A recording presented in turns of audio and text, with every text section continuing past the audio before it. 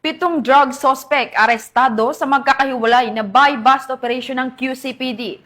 163K halaga ng shabu nasamsam. Woman Ivy Corporal.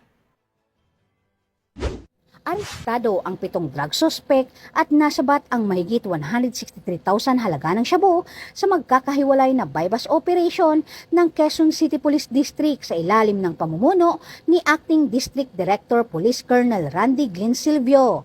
Sa payatas, 2 suspect na sina alias Mark at alias Michael ang nahuli matapos mabilhan ng pulis na nagpanggap na buyer. Nakuha sa kanila ang 20 gramo ng shabu na nagkakahalaga ng 136,000 pesos.